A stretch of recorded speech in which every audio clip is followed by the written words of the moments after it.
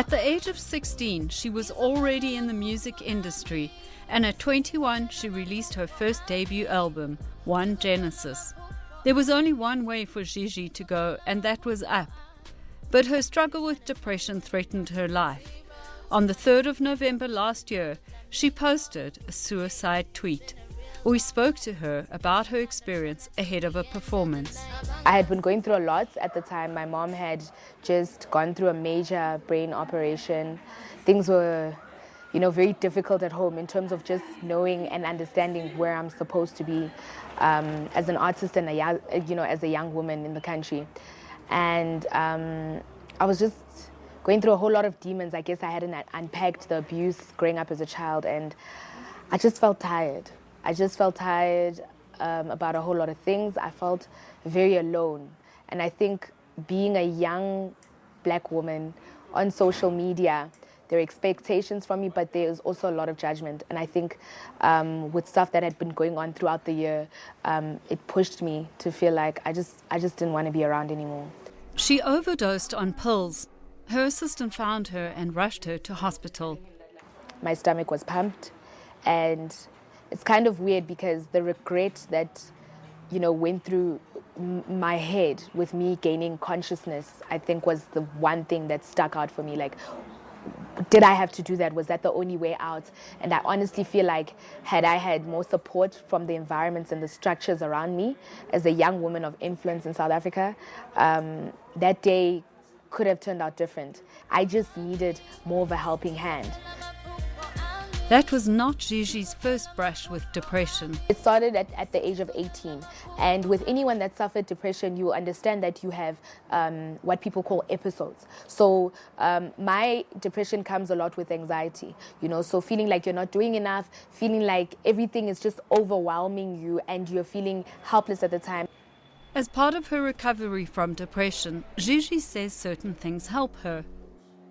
Things like just creating safe spaces for yourself. If you like to go to the nursery or to the park or go for a movie or, go do something that makes you happy. I think that was the biggest medicine for me, when it came to dealing with my depression.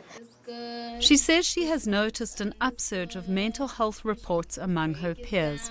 I definitely think that there is a bigger trend in depression now because people are starting to read about it. We're starting to hear a lot about it, with my incident, with the late HHP's incident, with so many people who are in the public eye who are suffering from it. People are starting to understand that it is something that is not self-inflicted, and it's something that's growing in South Africa. Not to say it was never there.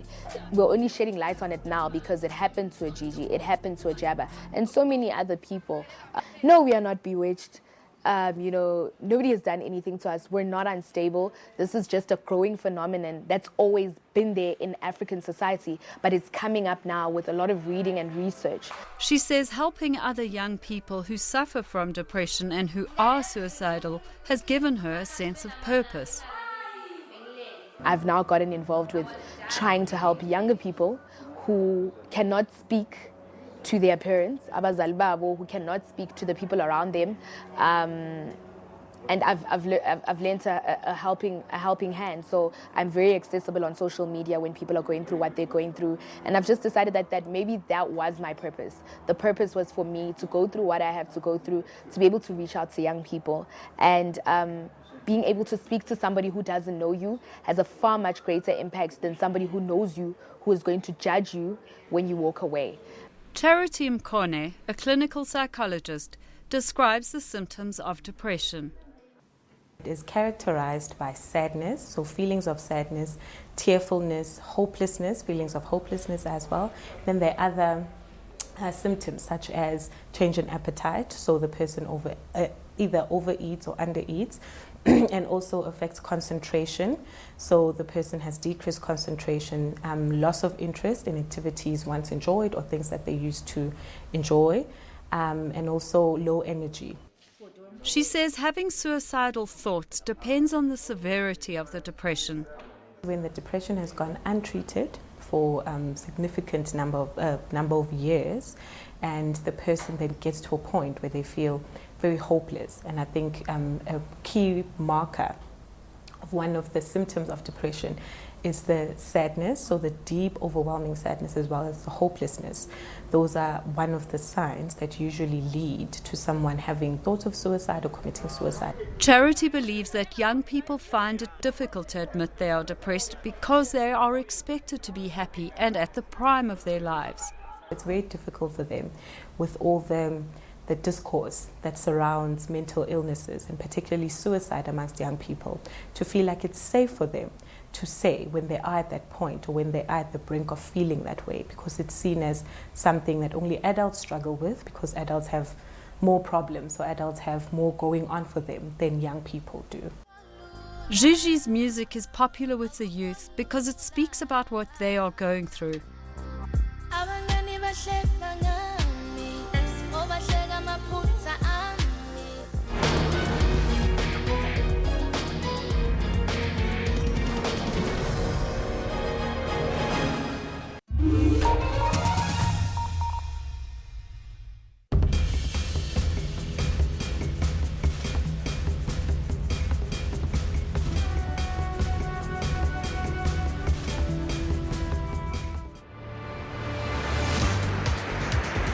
The Drakensberg is the name given to the eastern portion of Great Escarpments, which encloses the central Southern Africa plateau.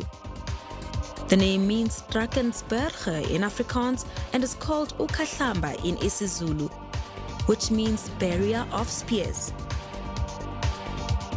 The Drakensberg escarpment stretches for over 1,000 kilometers from Eastern Cape, then forms the border between Lesotho and the Eastern Cape, and the border between Lesotho and KwaZulu-Natal. It then forms the border between KwaZulu-Natal and the Free State, and next as the border between KwaZulu-Natal and Mpumalanga. It winds north through Mpumalanga, where it includes features such as Blade River Canyon, Three Rendezvous, and God's Window. The Drakensberg is the highest mountain range in the country, reaching 3,482 meters above sea level.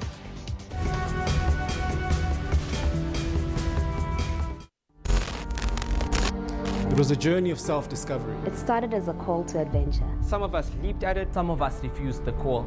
But inspired by our ideas to make Mzansi better. We all crossed the first threshold. The final 6. The road of trials began. Not only were our ideas tested, we were tested. But on a mountain of truth, you never climb in vain. We embraced our shadows and conquered our fears.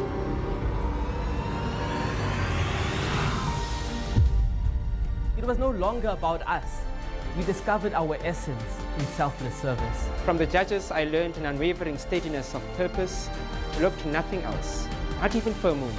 Except to reason. Leadership is not about the next election, but about the next generation. From one day leader, We learned And we became. One Day Leader, Thursdays at 9 p.m. on SABC 1, Mzansi for sure.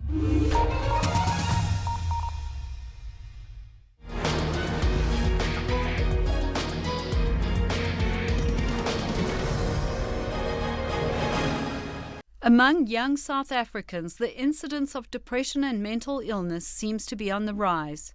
Experts say this partly has to do with the recent media coverage it has been getting, due to some high-profile people either admitting to suffering from it or having tried to commit suicide. In 2008, Nkululeko Khanyi tried to commit suicide by taking an overdose of pills. I was going through debts that many people don't want to talk about. I was going through debts. The bank repossessed my car in a week, and the following week the bank repossessed my house. A few weeks I lost my parents in a very short space of time. After I lost my parents, I lost my younger brother. I was feeling like my family is cursed, and I was feeling personal that I'm cursed. Why all these things happening to me? What have I done wrong to God? His friend found him on the floor, gasping for air. He was taken to hospital where his stomach was pumped. He describes the despair that led him to want to commit suicide. When I was alone, I used to feel like I'm not existing. My life is not normal like in other people. People, when they're happy, I'm thinking why. I was thinking of the negativity in everything, not thinking about the positivity, thinking about the things that are positive. I always think about the negativity. Why me? Why should I have to leave? God doesn't love me. I don't have parents. Now I lost my brother. Who can I tell what I'm going through? No one will understand the pain. With no family home to go back to, he was released into the care of his friend. He again tried to commit suicide. I started to hang myself, then I put the chair, and then I tried to kick the chair while I was still hanging. And then the chair disturbed them while they're sleeping. Then, because she understood what I was going through, then when she comes into the bedroom where I was sleeping, then she found myself hanging. And then she started to call the security, and then she started to call the police. Then I was taken back to the hospital. Nkululeko says he didn't know he was depressed until the doctors told him he was. In our culture, remember, we didn't know about depression. I think we only started now to talk about the depression. In our culture, we know if you're starting to tell people to say you feel like you want to kill yourself, like you feel like your life is not existing, people will say, you are dramatic, you need an attention. We also have an issue of in the cultural perspective, people don't say what's wrong with me, but rather who made me ill. And that becomes a little bit of a problem in terms of people understanding the model of depression, because things like bewitchment or demon spells being cast on a person, those tend to take precedence in certain cultural settings, you know, and that has become a problem. But that means that one should not dismiss what one doesn't understand. There are people who believe in it, and one has to work within their belief systems. Many remain untreated because of ignorance surrounding depression. This stems from a lack of knowledge, and it's not only depression, other illnesses as well, like heart disease, heart attacks, and diabetes. Because of his experience, Nkululeko encourages people to speak about the difficulties they are going through. I wish our government can listen when we're coming to knock their doors to say, please help us as much as we can to do the campaign in our society to talk about this stigma, because many people are suffering through depression, but they are scared to talk about the things that they're facing. Who can I tell? If I can start to tell people what my experience is, people will laugh at me. Nkululeko's medical aid paid for the treatment of an illness that led him to think suicide was his only option. What of the many patients who rely on the public health system? The Department of Health spends under 10% of its budget on mental health. Our latest audit suggests that there are about 183 psychiatrists working full-time in the public sector and 412 clinical psychologists in the public sector. We are stepping up the training of medical officers and nurses to deal with acute psychiatric conditions in general hospitals. So we have a plan to train people, which will start in this month, train more than 1,000 in this year. The Department of Health says their statistics show that depression in South Africa is around 10%. We can never do enough because we know that the numbers of people who get depressed and who are prone to thinking about suicides is increasing given the nature of society. Shockingly, the department claims the increase in resources leads to an increase in mental health admissions. What we find is that as we improve the service, you will find that more and more people then seek those services. In the hospital sector, it's labeled like this. People argue that a built bed is a filled bed. So if you have 10 beds, you will fill the 10 beds. If you build 20 more beds, you will fill those 20 beds. So the demand kind of follows the supply.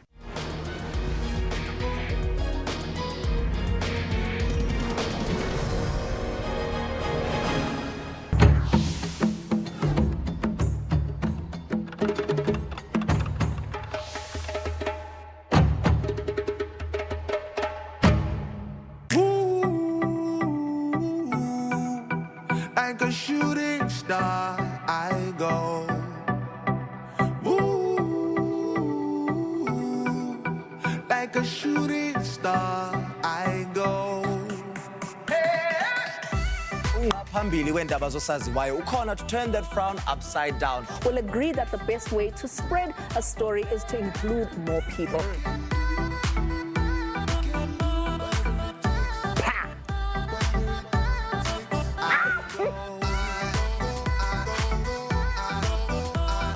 Get obsessed with the best of the best when it comes to Umkosi. Catch RGB Saturdays at 7:30 only on SABC 1 Mzansi for sure.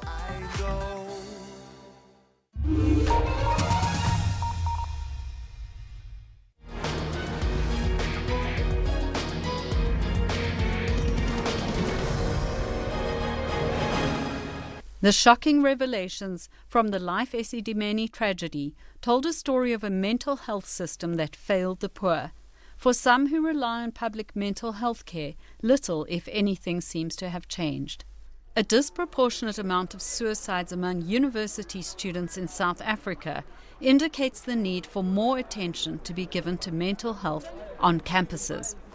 The adjustment that young people make from high school to university is quite a big adjustment. So that's already something very difficult to navigate and deal with, even for people who did not previously struggle with depression. There's things like peer pressure, there's things like the person's socioeconomic status, financial issues, and I'm sure with the fees must fall and everything, people have heard of students who sleep in libraries, students who are homeless, students who don't have food. She explains why students from disadvantaged backgrounds have a hard time adapting. It's very difficult for them to come into a setting or a place where their counterparts or other students are driving BMWs and have money, and they feel so ashamed about where they come from. For some people, it's their first time in a big city, and I also think that it becomes difficult for them to communicate some of those concerns. For some of them, they are the first person in their family to go to university, and they carry the burden of having to succeed and of having to think about and consider all the sacrifices that their family members have made to see them get to that particular point. So it becomes very difficult for them to voice out how it is that they're feeling, and the hopelessness then compounds. Dineo, a top university student, suffers from a mental health problem. I used to find like razors. If I didn't have it, I used to like dismantle, is that the word? I don't know. Dismantle sharpness or razors like that people use for shaving, just so that I can get a sharp object that I can use to like cut my wrists or cut my thighs or my stomach. She started cutting herself over 5 years ago. She says it helps her cope with the overwhelming emotions she cannot express. I'd have like a lot of emotional feelings that I didn't understand or did not know how to express, or felt like it'd be useless to express them to people because you don't even know how to start, where to start.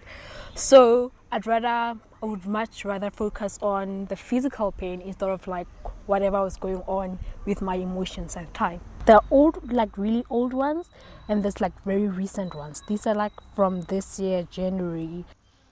In addition to cutting herself, Dineo says she has suicidal thoughts and symptoms of depression. I don't want to live. It's like, why am I even here? Do I even want to live?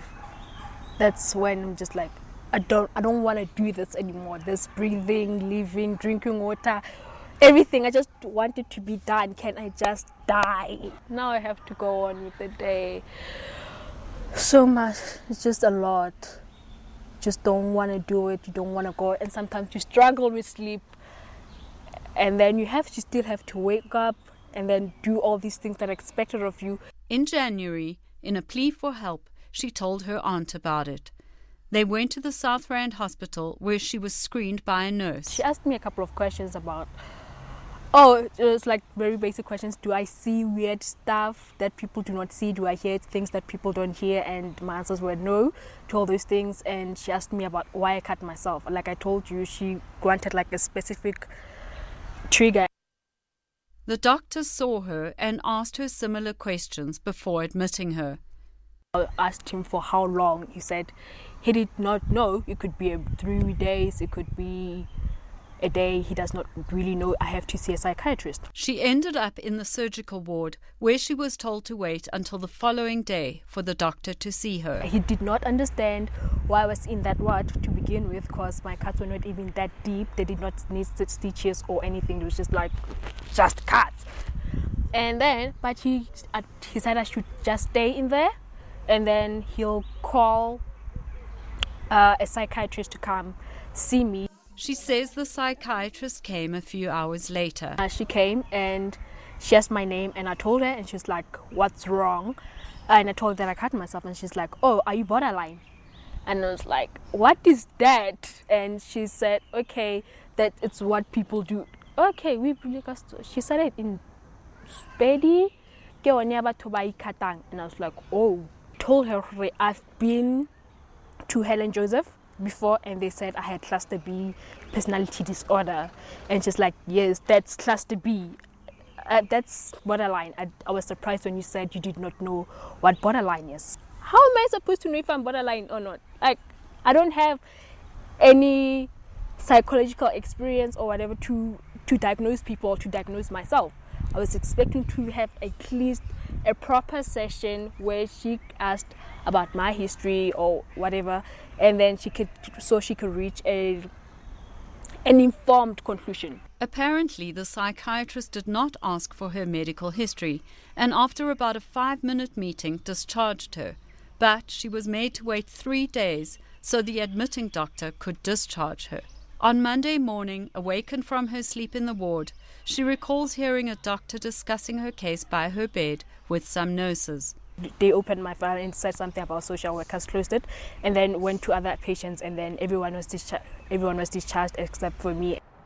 In the 5 days she was in hospital, Dineo says she neither received treatment for her symptoms nor counseling.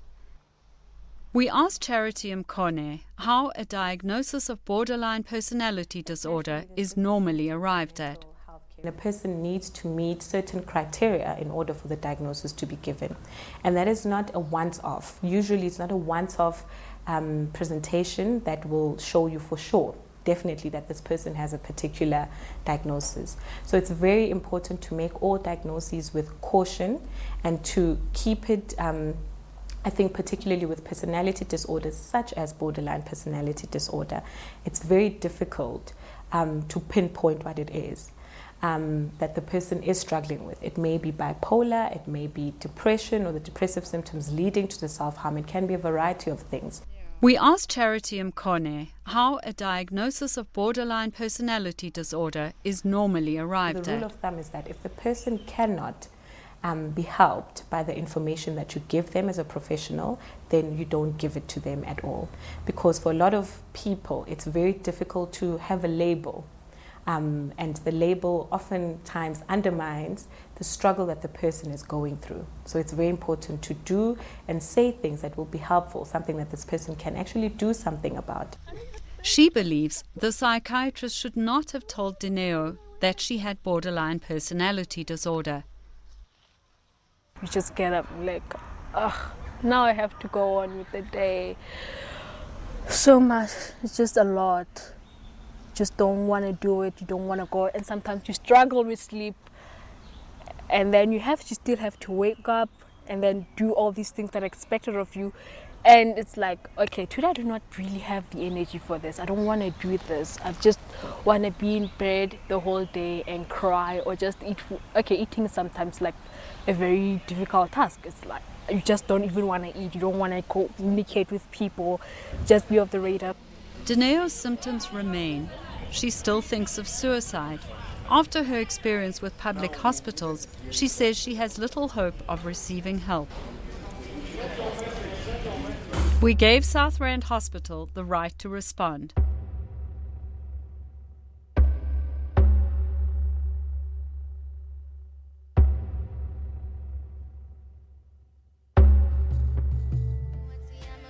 In South Africa, 23 people commit suicide every day.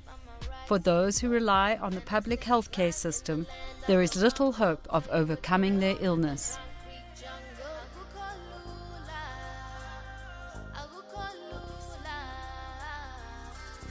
steady grind in the land of the rumble. Tell you it's a war in the concrete jungle.